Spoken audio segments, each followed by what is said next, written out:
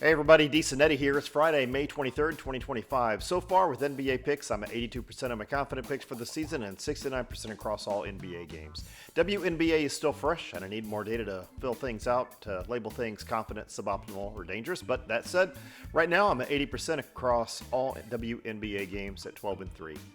My picks are based on data, and I give you my picks before tip-off so you have time to do your own research. And remember, I will always say, check matchup news and injury reports before placing any bets. Data alone paints just part of a picture, and never take anything that I say or what anyone else says just on faith alone. My mission is to help beginners and those who've had bad luck make more informed picks. My data set focuses on moneyline picks, and my commentary may be useful for against the spread bets or over-under bets.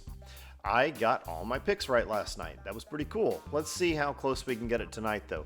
Starting with the WNBA, it's the Sun versus Lynx. The Lynx get my number head-to-head with a 6.9 differential. Lynx currently have an A in the DeCinetti grades. Sun have a C. Sportsbooks are giving Lynx a 95% chance to win and are a 16-point favorite. That's pretty incredible. The Lynx enter this matchup versus the Sun as heavy favorites, boasting a perfect 3-0 record and the WNBA's top scoring offense, averaging over 94 points a game. They've also showcased strong rebounding and overall shooting efficiency, stuff you want. Conversely, the Suns are struggling at 0-2, reeling from an 87-62 home loss where they shot a dismal 17.6% from beyond the arc.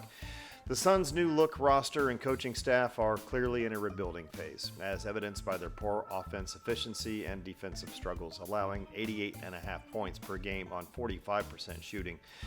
My data says Lynx, sportsbooks say Lynx, the writers say Lynx. I'm taking Lynx on the money line even though it pays pennies on the dollar. I have to for my data anyway. I actually may take the under here. Lynx are probably going to put up a lot of points, but I truly don't have confidence in the Sun being able to contribute a lot of points to that total. So you do your own reading, see where you feel. And, maybe you agree, maybe you don't. Next, it's Valkyries versus Sparks. Sparks get my number with a 1.367 differential in their favor on my sheet. Sparks are at an 11.5 point favorite in this matchup right now, and the books are giving them an 86% chance to win. The Sparks enter this matchup as favorites with a great interior scoring threat, while the Valkyries celebrated their inaugural WNBA win in their last outing. Their overall offensive struggles and defensive vulnerabilities in the paint pose a significant challenge against the Sparks for them, who are really strong at rebounding and have great scoring depth. Although Golden State has shown resilience and a willingness to force turnovers, their inconsistent shooting and propensity to allow free throws could be exploited pretty quickly by the Sparks, who are looking probably to bounce back after a tough loss to Phoenix. All signs point to Sparks. I'm taking them on the money line. I may take Valkyries against the spread and take the over, which is 159 points last I looked. All right, next we've got Mystics versus Aces. My data set has Aces in the driver's seat with a 3.967 differential favoring them. Also, Mystics have a B- in my grades, Aces an A-. Aces are a 15.5 point favorite at the moment, and the books are giving them a 92% chance to win this matchup last I looked. The Aces are the clear favorite as they prepare to host Washington Mystics in this game. The Aces, after an initial loss to the Liberty, rebounded with a dominant 87-62 victory over the Sun, with a strong defensive effort that held the Sun to 34% shooting. I mean, not awful, but not great. Their offense averages 82.5 points per game and is really efficient from beyond the arc. The Mystics, despite a 2-1 start, are coming off a surprising 76-74 loss to the expansion Valkyries, where they struggled with turnovers and overall shooting at 38%. Their three-point shooting is a strength, but their inconsistent defense suggests a tough road game. I'm going to take the Aces on the money line, and I'll probably also take the over, which is 167 points, or 167.5 last time I looked. All right, here we go. Mercury versus Storm. Mercury get my number with a 1.166 differential, but it's the Storm who are favorites according to FanDuel and are giving the Storm a 68% chance to win when I looked this morning. But when you read the sports writers and look at the metrics here, you get kind of a mixed bag, sort of a muddied picture. The Phoenix Mercury, boasting a dominant 2-0 record and a recent 22-point victory over the Seattle Storm, entered their rematch with significant momentum. Mercury is exceptional. I mean, they've got a 15.1 net rating and a 54% effective field goal percentage that underscores their efficiency on offense. Mercury also showcases a suffocating defense that allows a league best 72.5 points per game. While the Storm, now 1-1 after a win against the Wings, feature solid three-point shooting and strong individual performances.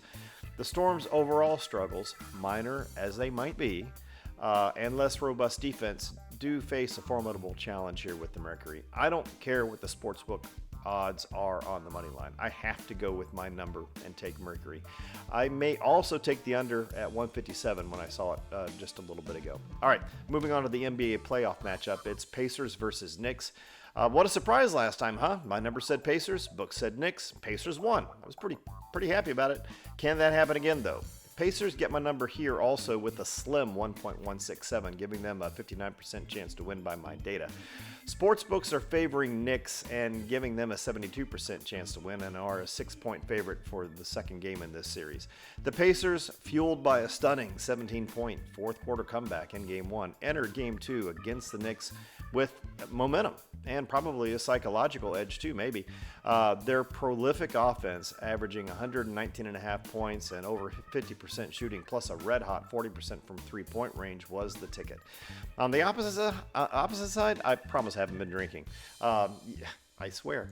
I had coffee, but that's about it. Anyway, back to the game. The New York Knicks are probably reeling from their collapse. They squandered a 14-point lead in the final 3 minutes of Game 1.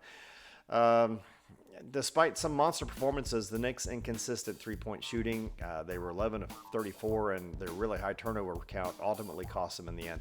With the Pacers holding a strong 9-2 playoff record, and the Knicks surprisingly sort of struggling at 3-4 at home this postseason, Indiana is kind of well positioned to take a 2-0 series lead here. They could exploit New York's vulnerability and maintain their offensive rhythm. We'll have to just see what happens. My number, though, says Pacers. Many sports writers are saying Knicks or Pacers, but the books say Knicks. I have to go with my number on the money line for the Pacers, like it or not, and I do kind of like it. Also, if the Pacers are getting 6 points against the spread in their favor, I mean, that's insurance, so I'm going to take that. The over-under right now is 224.5 points, and I may take that too. All right, quick recap. Decent Eddie confident picks, there aren't any of those. We don't got them. Suboptimal picks, there's none of those either. Danger picks, everything's dangerous, guys. My picks are Pacers, Mercury, Aces, Sparks, and Lynx. 4 parlays. I like to include confident picks in my parlays, and we don't have any. So that's that. The books, though, and writers do have some confidence. So if you look at the Lynx and Aces, put them in a 2-leg, your win probability, according to the books numbers, doing the math on that, is about 88% win probability. If you put a third leg in that, between -400 and -450 odds, your win probability goes down to 71, 73%, kind of in that range. Keep in mind, I care less about high payouts than I do about winning consistently. It's about consistently winning all the time, building up. I will always endorse a 2 or 3 leg parlay with legs between -400 and -450. And a 2-leg with those odds, your win probability is between 63 65%. Add a third leg to that, and those same odds, your win probability becomes 50 to 52%. Remember, I never recommend more than a 3-leg parlay due to the risks of combined probabilities. And remember what I said, don't spend more than 10% of your total bankroll and total wagers in a day.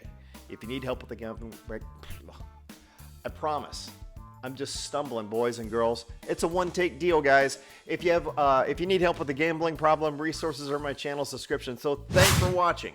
If you enjoyed this video, please like, share, subscribe, hit the notification bell to get my picks hours ahead of time. For more, head over to Decent Eddie Picks on Instagram or find me on Facebook or X, Decent Eddie Picks, spelled P-I-X. You can find me on TikTok. There you'll sometimes see a deeper dive into my data, my Decent Eddie grades for all my teams, which I updated yesterday for WNBA. Won't do it for NBA probably until tomorrow or the next day. And if I have any last-minute thoughts, I might post them there. Who knows? Let's see what happens. This is Decent Eddie signing off. Have an awesome day. I got to get more coffee.